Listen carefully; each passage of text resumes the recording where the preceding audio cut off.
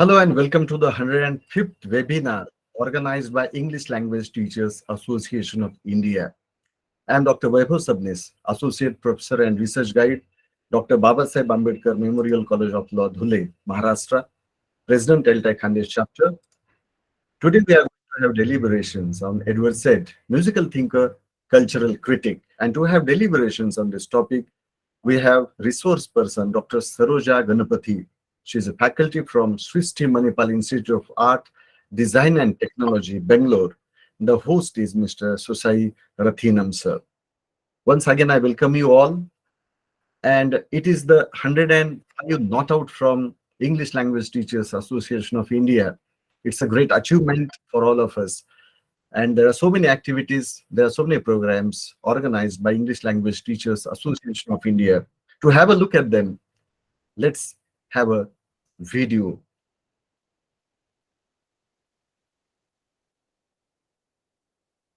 This video will introduce you.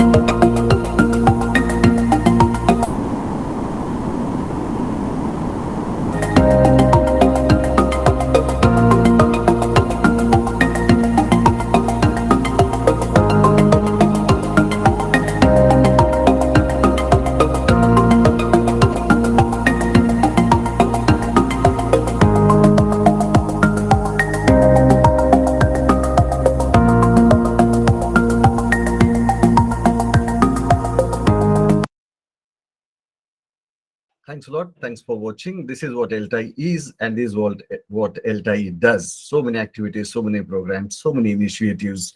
And one of the initiative is to introduce Edward Said to us through none other than a wonderful academician, Dr. Saroja Ganapathy.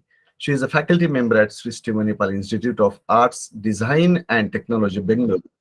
She has a PhD in Literature and Music History from the Department of Humanities and Social Sciences, IIT Bombay. Her thesis was titled Contemporary Narratives of Indian Classical Music. She also has done postdoctoral research on music reform in Kerala. She has worked at prominent institutions in Mumbai, Vellore, and Bengaluru. Her experience spans literary and music studies, learning design for online and blended learning, and teacher education. She is trained in Carnatic classical music as well. Such a wonderful, versatile resource person we have. And we are going to talk on Edward Said, who himself was a great critic, philosopher, and thinker. So today, I request our resource person, Dr. Saroja Ganapathy, to speak on this wonderful topic. Edward Said, musical thinker, cultural critic. I welcome you all once again, and I request you to pose your questions in the chat box. When the session is over, we'll definitely have deliberations on them. Now, I request Honorable Dr. Saroja ma'am to guide us to have deliberations on the topic. Over to you, ma'am. Thank you.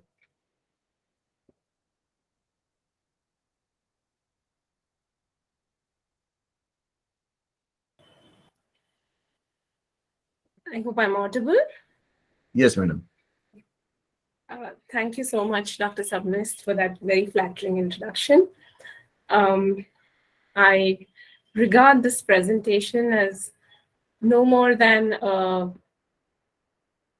brief exploration and the sharing of what I have probably half discovered, quarter discovered about the writing, musical thought of Edward Said, who's so well known as the author of Orientalism as a cultural critic. I'll start on a bit of a personal note. Thank you, ELTAI, for inviting me. It's great to be here as a resource person, having attended events, conferences for a very long time, well over a decade. Also, on a personal note about Said, when I set out to do my doctoral work, I was looking for writing that would capture both the politics within which artistic activities function within society, and the immense richness that characterizes any experience of art as practice, as apprehension and listening, and so on.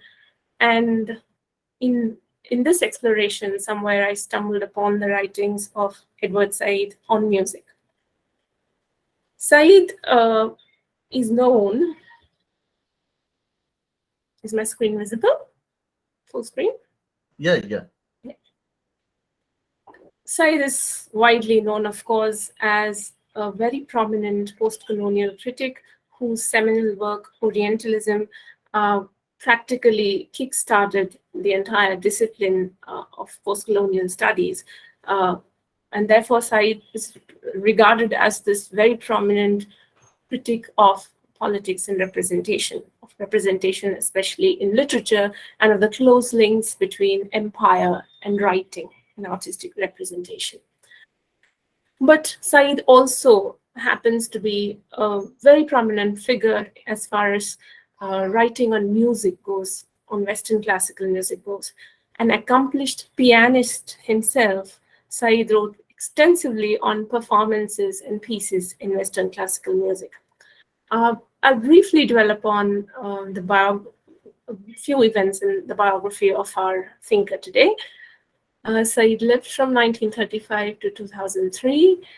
His childhood was split between Jerusalem and Cairo, which is why Cairo figures so prominently in Orientalism as well. His father was an American citizen, but one who had a flourishing business in Cairo. His parents were Christian, and Said has a very weird name with a weird spelling, which most of us mistook for Said when we first encountered it.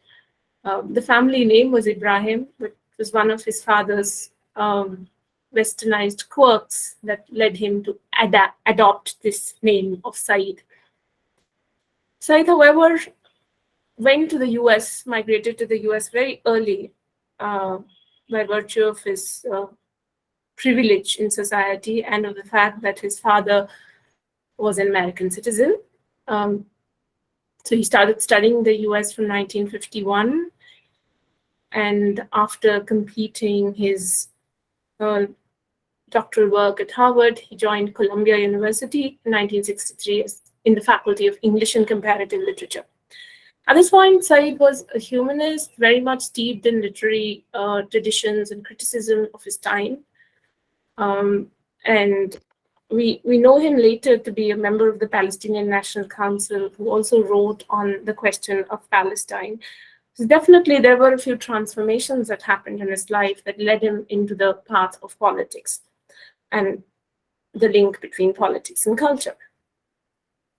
His works on literature and politics are well known. There are many more than I have listed here, but prominent among them, Joseph Conrad and the Fiction of Autobiography. You will see that right from this early work, Conrad has been a fixture in Said's understanding of literature, one to whom he returned time and again.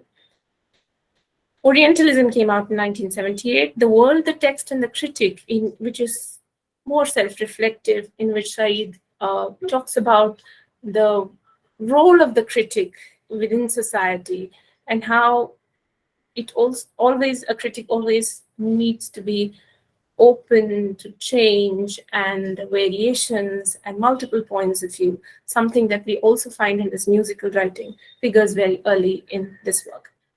Nationalism, Colonialism in Literature, the work on Yeats came out in 1988, Culture and Imperialism, where he examines the close relationship between writing, literature, and empire in 1993. And then there are a bunch of works on the Middle East peace process, on Palestine, and so on. Out of Place is a memoir. Said passed away after prolonged illness, and as an illness and imminent death also transformed his thinking. But meanwhile, as a musician and music critic, not a full-fledged professional performer, but as a very accomplished amateur performer, the whole idea of amateurism is very positive and prominent inside musical writing. To be an amateur is to be open to absorb the possibilities of music for him. Musical elaborations, which I will be putting extensively in this presentation, was a result of a series of lectures and appeared in 1991. Here are some of the other works. Said kept writing in magazines as a music critic, and some of his works are a result of these thoughts. And what's most important perhaps for us is that music was not a fleeting or a passing interest for Said. It was perhaps his most prolonged, persistent engagement. And this idea of persistent engagement, revisiting something again and again, discovering more in it, often reinterpreting one's own earlier interpretations, something that will be very familiar to musicians, especially classical musicians of various traditions, is very prominent and very important to Said's thought itself. Scope of the talk. There are a few anchoring points that I will be using in order to structure this presentation. The first question I ask is, what was Said's views on music and its relation to society? Because Said firmly believed that music was entrenched in and participated in what he called the elaboration of society. So music is inseparable from its times, from the society, the context in which it is produced, and the power relationships that constitute this context. Saroja, yes? Sorry for the interruption. So can you please change the slide, ma'am? Slide is not moving. It's not moving? Oh, I am actually moving the slides. Wondering, I should probably stop sharing and start sharing again. Okay.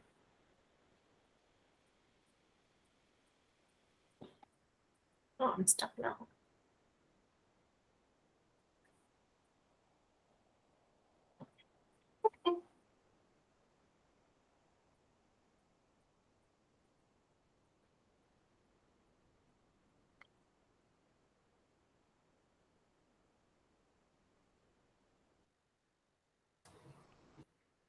Is this working? Try to change just. Scope Yeah. of the talk is there. Yeah. Are the points appearing now? No. They're not? Fourth slide itself. Kevin, Yeah. will you please do from your side? Is this the fifth slide now? No, ma'am, it's just the fourth slide. Oh dear. Would you like to share it then? Yes, ma'am, just a minute, ma'am. Okay.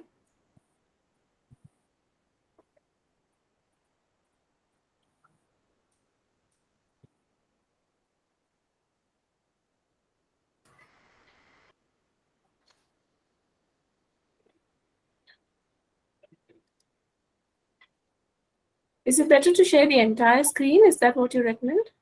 Okay. Is it visible now, Thank ma'am? Yeah, it is visible. Thank you. Yeah. So I was in the fourth slide. Okay. Yeah. Thank you. So Said's views on music, its relation to society, how his musical engagement influenced his thinking and his cultural criticism, what ideas he drew from music and what ideas he brought to music. This will be part of the discussion. And finally, also a few thoughts on why it's worth delving into Said's writing on music at all as of this moment. I can go to the next slide. Thank you. Quoting from Daniel Barenboim, or Daniel Barenboim, as the Spanish pronunciation would be, a long-time musician collaborator of Said. He brought out the fact that Said actually formulated his ideas and reached conclusions through music and along the same lines, which means that conclusions that he reached for music, in a musical sense, also led to conclusions in his intellectual thought. He saw music as a reflection of the ideas that he had regarding other issues. Moving on, one more remark on Said. Music gave Said ample occasion. The next slide, please. Music gave Said ample occasion to reflect on matters such as the relationship between the private and the public, between the dominant and the alternative, and between aesthetics and ethics. It's only possible to really approach Said's musical writing through a bunch of interrelated concepts. It's hard to see any kind of linear development, although there is development of thought inside, but one cannot place the works one after the other because of the fact that, similar to Said's own views on music, there are these rich interlinks in his writings on music as well.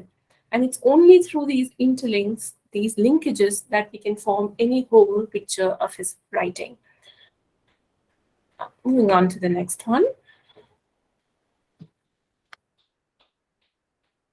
What kind of music then was Said talking about? Essentially for Said, his thinking is rooted through Western classical music. He was fixated to this music, you might say. He was a long devotee of this music, and popular music barely interested him, although Said also acknowledged the presence of the importance of other traditions that he was not conversant with. Said has an early account of listening to an Arab singer, Kulthum, whose singing he just could not relate to, being so early influenced by Western classical music. But he returns to this experience later in life when he talked about how rich her singing was in evoking several variations, several possibilities of a single line. So Said brought himself to thinking of the possibilities of other traditions of music, although very clearly, idiosyncratically, his own thought is closely linked to Western classical music. This is a language for him, and the language is as important to his thought as the essence of the thought itself. He also looked at music as polyphonic or heterophonic and variational. These are terms that we will come across as we go on, terms that are so important to Western classical music, and terms that therefore figured as metaphors, analogies, and possibilities in his thinking. Music is also elaborative. The kind of music he prefers and that he valorizes in his thinking is elaborative, which means that it evokes several possibilities in musical terms and also in terms of perspective, approaching any issue, any matter through different perspectives and relationships. Next slide, please.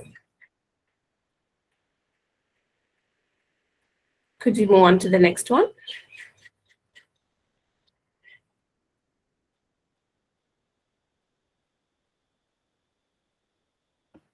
Thank you. Most of us would have come across this term, contrapuntal reading, in cultural imperialism. Contrapuntal derives from the idea of counterpoint in Western classical music. So it presents a contrapuntal reading as an alternative to any binary approach that just goes black and white. The contrapuntal perspective instead implies to think through and interpret together experiences that are discrepant.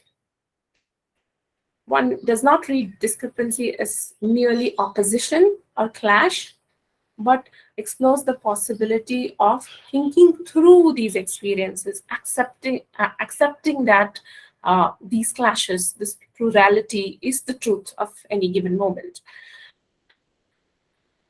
Contrapuntal reading also helps us see histories as being intertwined and overlapping, not merely oppositional. There is a simultaneous awareness, therefore, of a mainstream narration of history and its alternatives at any given moment. We could go to the next slide, where there's a very interesting definition of counterpoint from Culture and Imperialism. In the counterpoint of Western classical music, various themes play off one another, with only a provisional privilege being given to any particular one. So there is no dominant theme. Each theme elicits a response from another theme. And related to this concept is the concept of polyphony, or many voices. Yet in the resulting polyphony, there is concert and order and organized interplay. This is almost an oxymoron there. There's interplay, there is a denying of privilege, but it's also organized at the same time as any classical music is. There's a covert sense of structure, an interplay that derives from the themes, not from a rigorous melodic or formal principle outside the work. If there is an interplay, if there is a response, then it is from the themes themselves. If at all some of you are into classical music, or if the acoustic world music of any kind occupies your mind, I would recommend that this definition be thought through your experience of music itself, how there is no real domination, how there's a revisiting of things we have heard before, and sound really exists in its variational richness. Moving on to the next slide.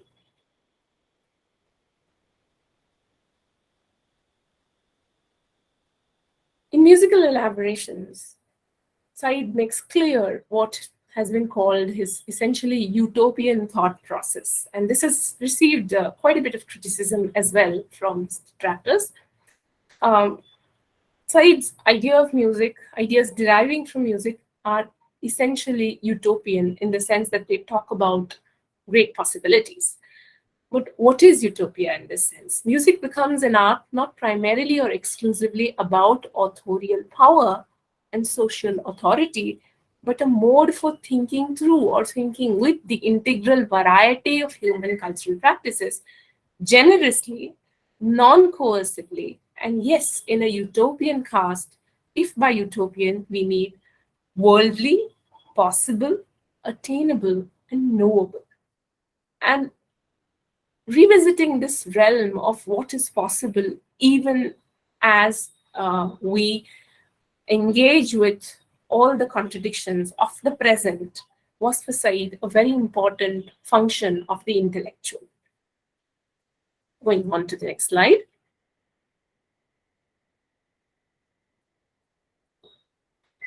Could we get to the next slide, please? Thank you.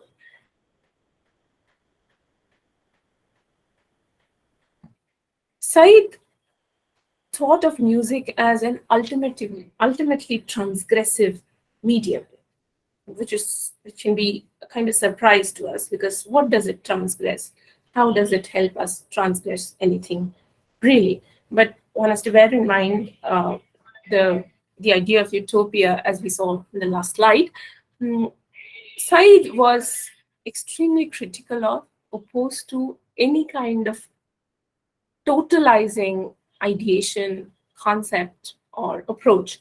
No social system, no historical vision, no theoretical totalization, and I'll underline theoretical totalization, no matter how powerful, can exhaust all the alternatives or practices that exist within its domain.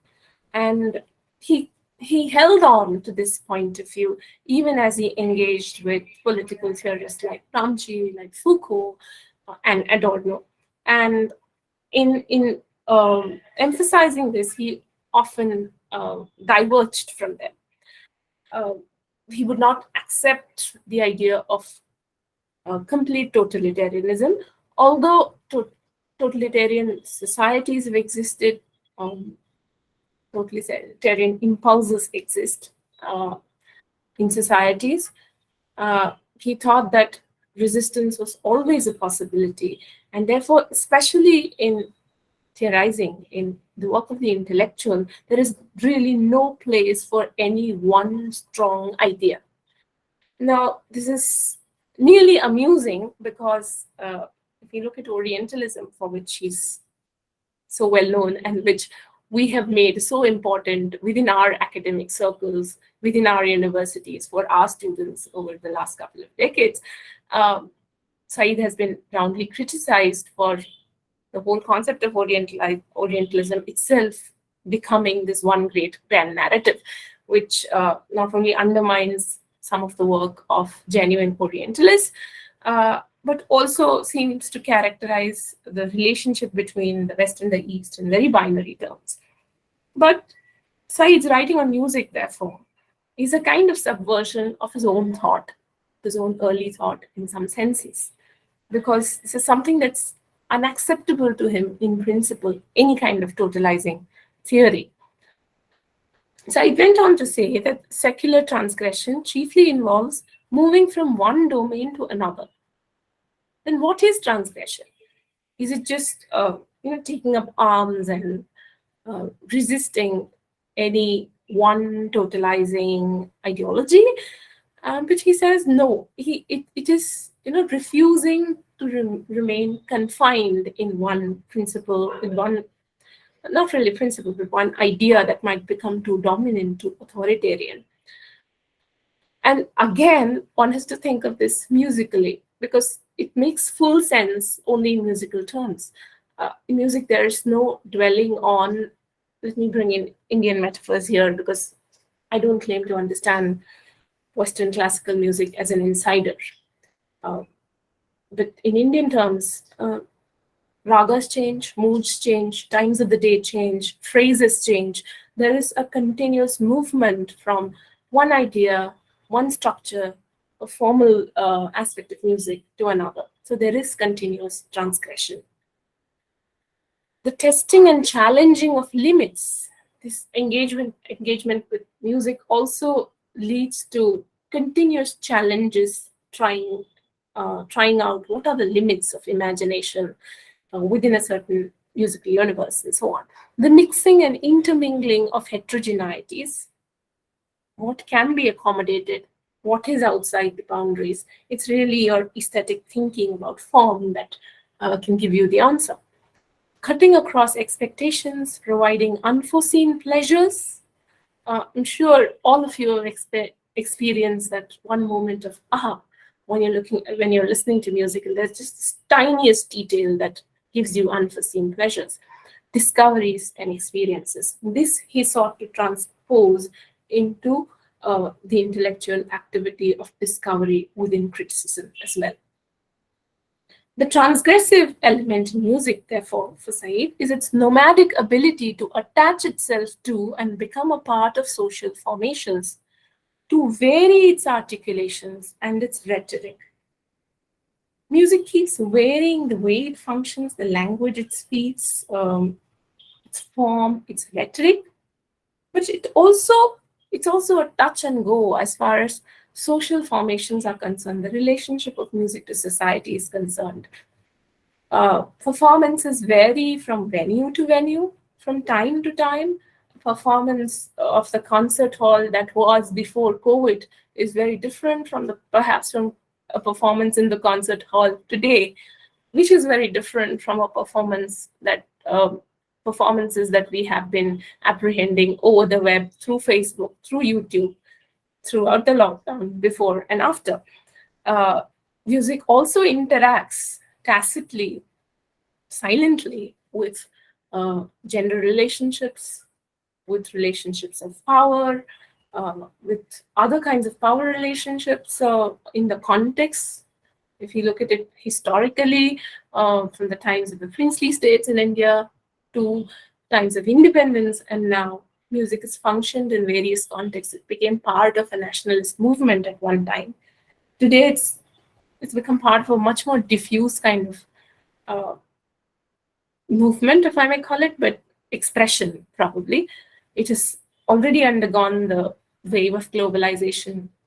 As far as India is concerned, musical performance is becoming more and more mediated by technology, one, and second, also a scholarly endeavor, considering that musicians are globetrotters. There's more of a verbal engagement with what music means and so on. Just giving you an example from India, but this will function in various ways in various cultures. So, knowing the functioning of Western classical music in detail as an informed listener and pianist, Said was sensitive to every nuance of the music and the many links it established with tradition. I sometimes recall T.S. Eliot talking about the pastness of the past and its presence, and I read Said talking about musical tradition and how present performers keep relating back to previous composers and previous performances. It's important here to state that Said was talking at what he saw as an unfortunate moment when the role of music within education, within society, was eroding in the mid-20th century. In contrast to earlier times, 18th, 19th century Europe, classical music was no longer a key presence in the makeup of the intellectual. The slide share vanished. Okay, thank you. I hope it moves when it's in full screen. I have that problem. Is it moving? Because I see only the first point. Yeah, it's moving. Thank you. We can go on to the next slide, actually.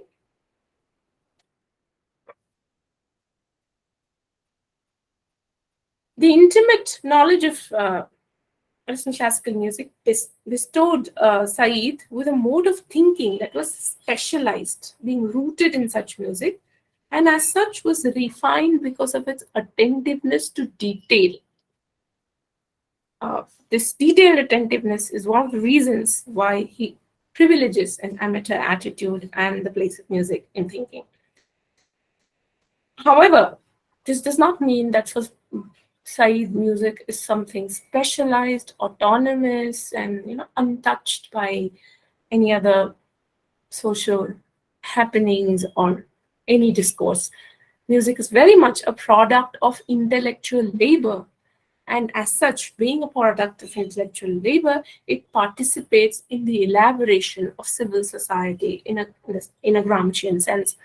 If it participates in the elaboration of civil society, it also means that it becomes a part of the preservation of hegemony in society. Music is situated within sociocultural relationships and within tussles of power, but there are works, according to Said, that express an eccentric transgression. Music that allows the musician to recuperate their craft as an act of freedom. But now this is extremely tricky, because where is this located? Is it in the music score? Is it in valorizing a composer? Is it in the performer? Is it in a performance? What does he mean by certain kinds of music? It's a little bit of everything, because in Western classical music, the body is available there and it can only be reinterpreted. It's, in a sense, very strict. One doesn't really alter scores, but what does a performer do? At the given moment, the performer interprets and presents learned music, pre-composed music in a certain manner. So this paradox of music already being there, that needs to be reproduced, and music being realized only at the present moment, and through time, it's fleeting, it will go away, unlike any other art. This paradox is also central to Said's idea of music, because he also saw that the critic's function is not one of studying retrospectively, looking back, and therefore homogenizing, presenting grand ideas.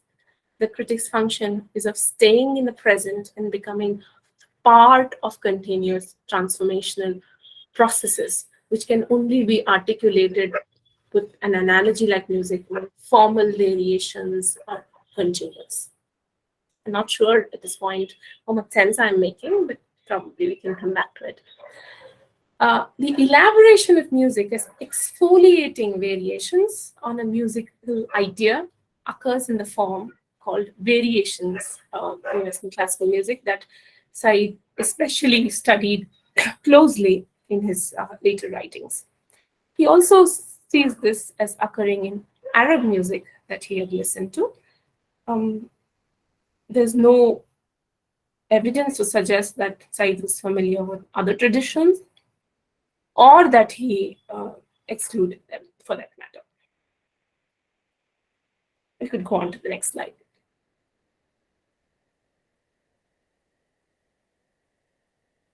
Related to this bunch of ideas that I have presented till now are the interrelated ideas of the individual, the private, and the mute in Said's writing on music. Musical pleasure for him is something that is experienced very individually within the individual's private mind, and therefore this pleasure is of a peculiar kind. Music falls, of course, within the domain of the aesthetic, and an aesthetic work is paradoxically a part of and not a part of the times in which it was produced. It definitely engages with and is marked by its times, and yet, because of its peculiar non-denotative quality, especially instrumental music, it says nothing really, and yet music is expressionally very rich. It seems to say a lot, and it is this quality that Said calls the essential muteness or silence of music. But if we move on to the next point, I can see 2 points on the slide. Yeah, thank you.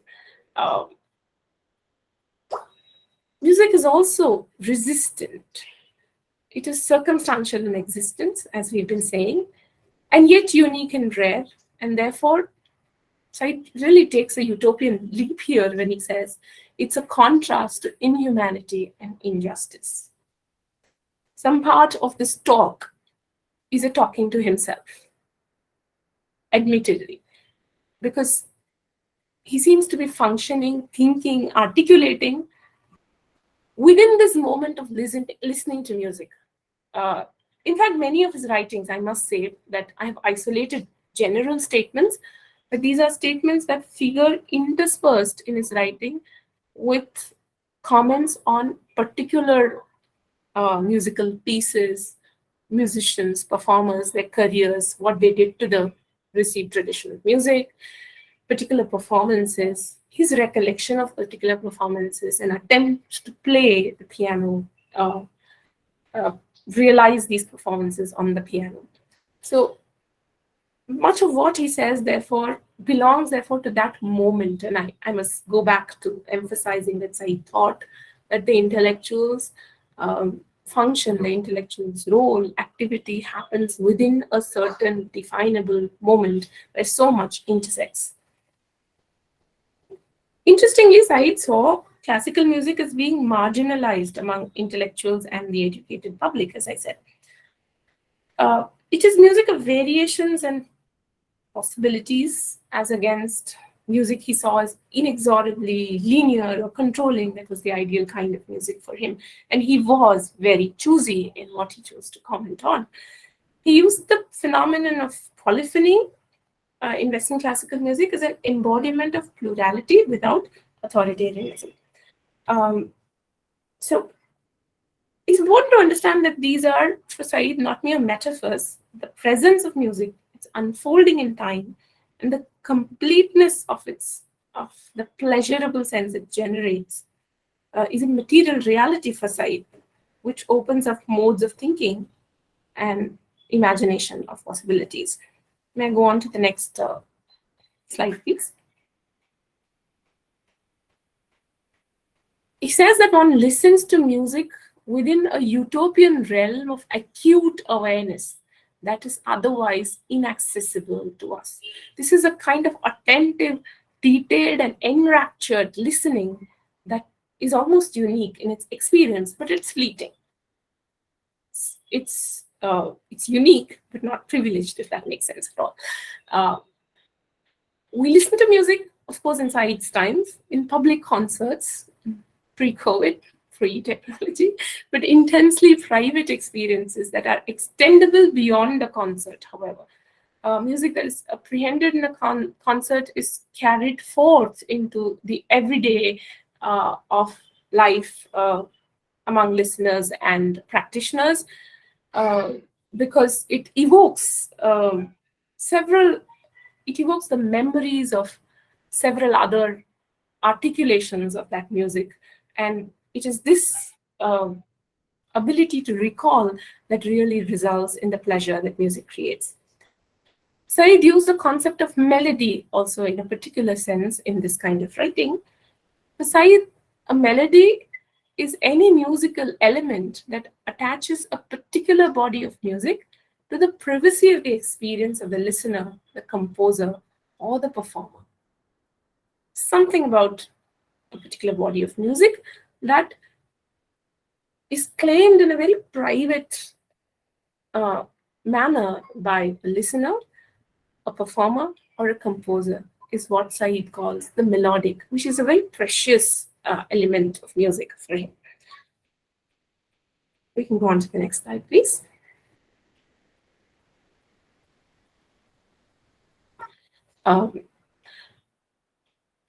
While much of the pianistic experience as we know it, and here you can see how he also spoke from the very particular realm of piano music playing within Western music of a certain time, pianistic experience takes place in the public sphere. Its fullest effects are felt in the private sphere of memory and association, which is the listener's own.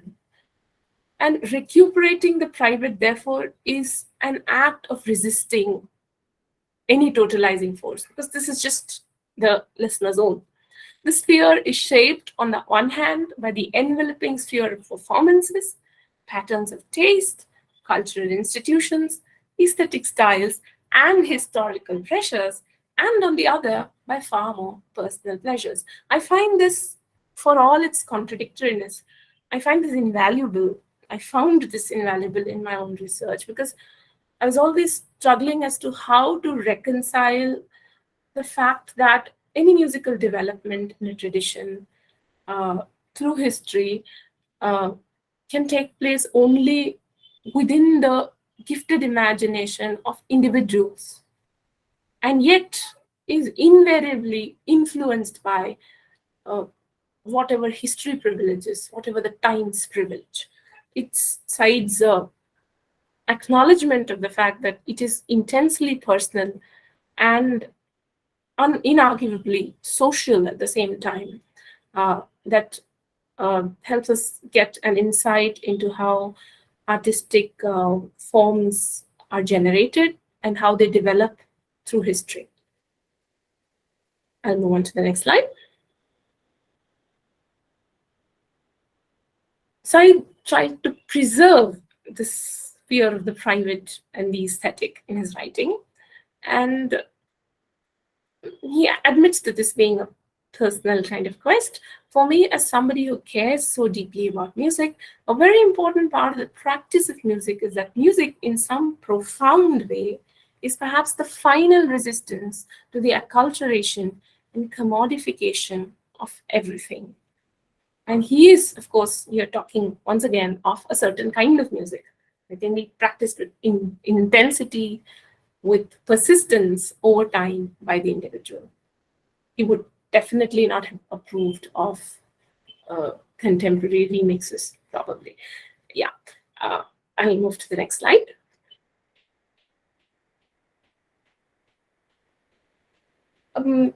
As one can guess, there has been a lot of criticism of Said's writing on music. There is a very obvious ambivalence in his writing as regards music being a part of the social structure and music as possessing some kind of vaguely defined aesthetic autonomy at the same time. However, some critics like Catherine Fry have noted a development in Said's own thinking. From an early, vaguely understood idea of autonomy of music, she says, Said persistently moves towards the idea of the aesthetic as a model for critical thinking.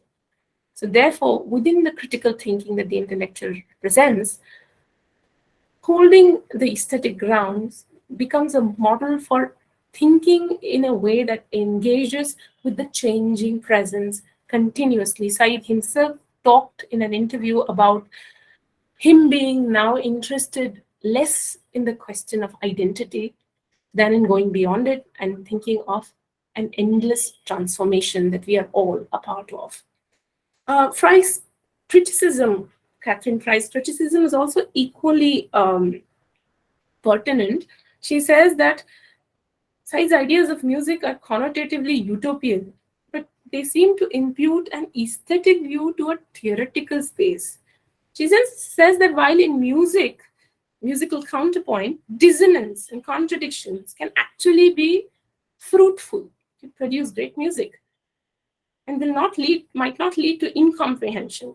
But theoretical conflicts between divergent philosophies of history, such as those of Gramsci and Adorno, must resolve in order to avoid a state of contradiction and tacitity.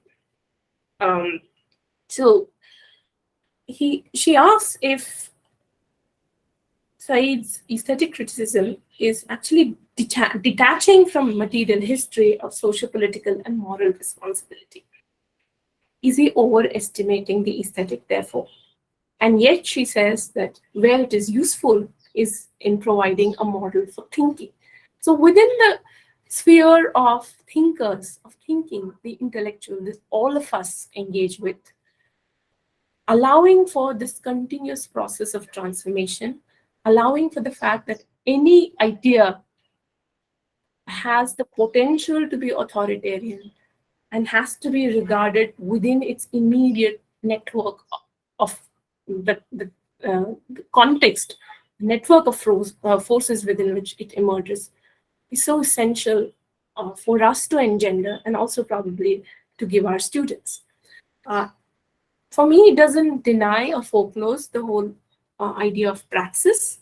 This praxis action happens at particular instances when there is concerted resistance against something or move towards certain kinds of resistance.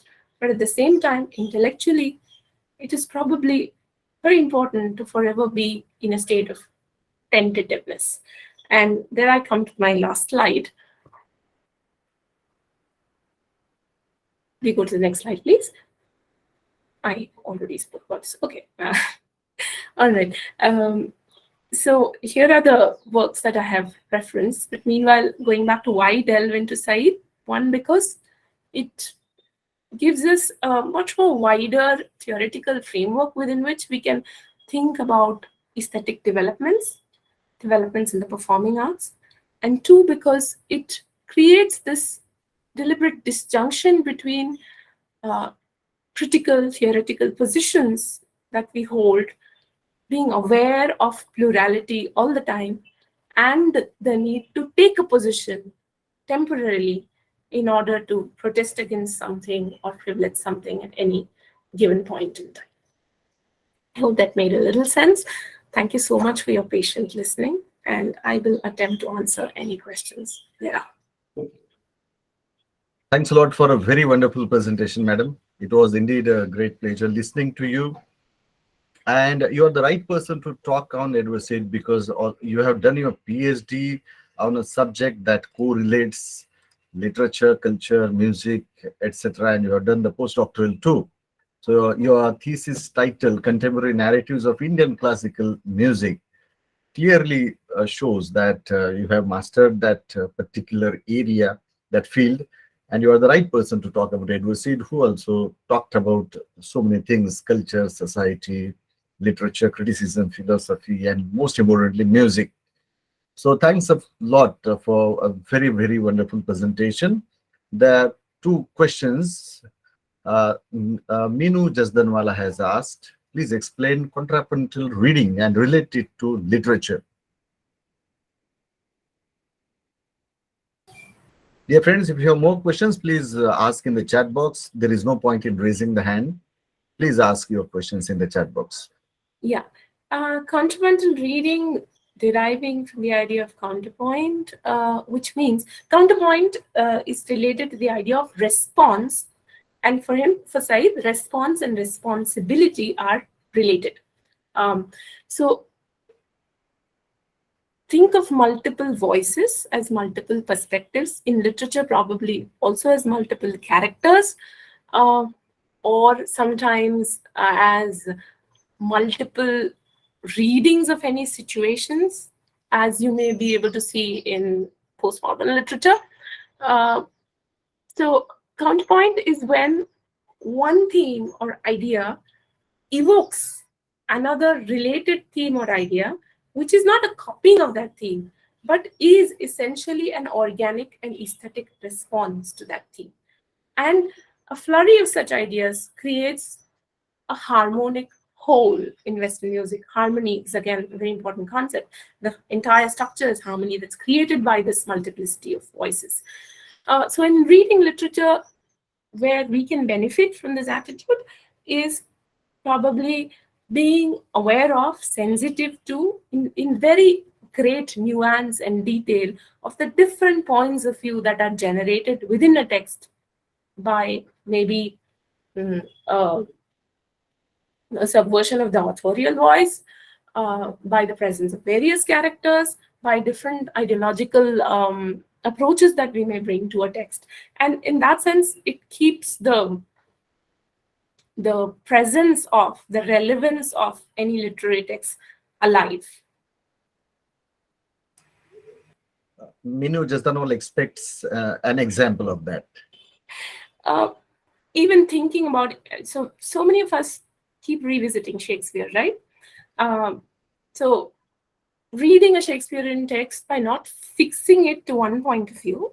And so there have been so many rereadings. So let me look at not just one Shakespearean text, but the history of literary criticism attached to Shakespeare or any Shakespearean play, for that matter. If we take all these readings together, we can think of them as readings that are a response to previous readings as well as the original text, which therefore do not allow the original text, original in quotes, or any particular reading to have privilege. And I think as teachers, it matters to us a whole lot.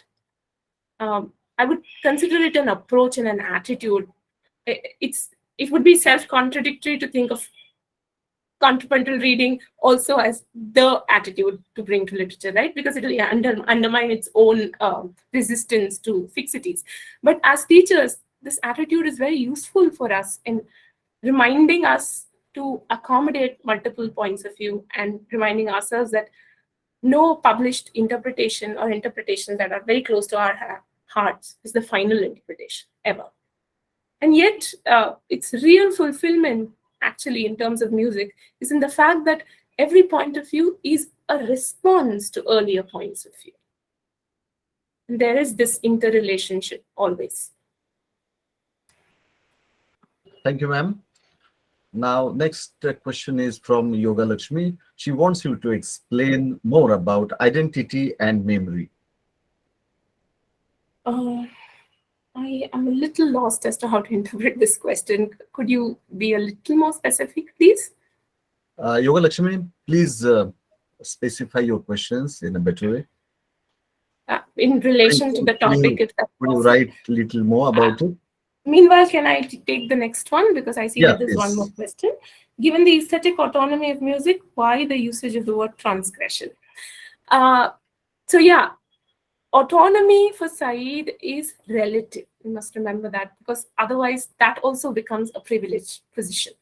And more so in his, as he went on with his writings, revisiting his earlier writings. So there is no aesthetic autonomy of music. Music claims and creates the possibility of a temporary aesthetic autonomy. It's always, music is always in time, it's always fleeting, it's always changing. Any privileging, any autonomy also has to be fleeting, therefore, comes and goes. And that itself, this claiming of autonomy, this holding on to the possibility of autonomy is itself, therefore, a transgression. Transgression is not in the form of one resistance, we read that quote, but constant movement from one domain to another. Does that answer the question? Yeah, the specified question or revised question is relation to post-colonial identity and memory. So what is the connectivity between them? That is what Yoga Lakshmi wants you to explain. Relationship of what to post-colonial identity and memory. The connectivity between them. Have I understood you right when are you asking me the relationship of Said's ideas on memory with post-colonial memory and identity? Yeah. Okay. Yoga Lakshmi, please. Yeah. Okay. So within this framework that I have presented of Said through his musical writings, the post-colonial would be supported only insofar as it becomes the possibility of resistance against empire. Recovering of memory, therefore, is definitely a very important aspect of retaining alternative identities. But then any form of resistance that becomes entrenched and therefore a mainstream form of resistance would also be destabilized by Said's writing on music. That's why I said I strongly feel that in a sense Said's writing on music is very subversive of his own thoughts in Orientalism. There is one more question, and hopefully this should be the last question. Doesn't contrapuntal reading mean the reading of the narratives by the colonizer alongside those of the colonized? So that's what the reason why I took the concept back to its musical roots is in order to go beyond our limited understanding of contrapuntal. This contrapuntal is not just the colonizer alongside the colonized. These are two placeholders. It's a reading of the many narratives as a response to one another. And in the context of post-colonial literature, when we're focusing on post-colonial relationships, you can see this as reading these two kinds of narratives alongside each other. But are these two narratives also homogeneous? Is there one narrative of the colonizer and one narrative of the colonized? More often than not, no. And that is polyphony. Thanks a lot, Madam. You have answered every question that has been asked. And the way you are talked already has impressed us a lot. Very, very interesting, very, very thoughtful, thought-provoking lecture from you. And you have marked that 105th webinar of English Language Teachers Association of India with your very wonderful lecture. So thank you so much on behalf of English Language Teachers Association of India. I thank all the participants for joining us. The link has been shared, and hopefully you'll get the certificates in 10 to 15 days. It takes time. And I thank the host Soosai sir and Kevin sir for the technical hand there. Once again, I thank Dr. Saroja for your very wonderful lecture. And let me announce, dear friends, that next month we are not going to have webinars because of Christmas. If at all we organize any event, we'll let you know. So thank you so much for joining this webinar and hoping to see you in the next webinars as well. Thank you so much.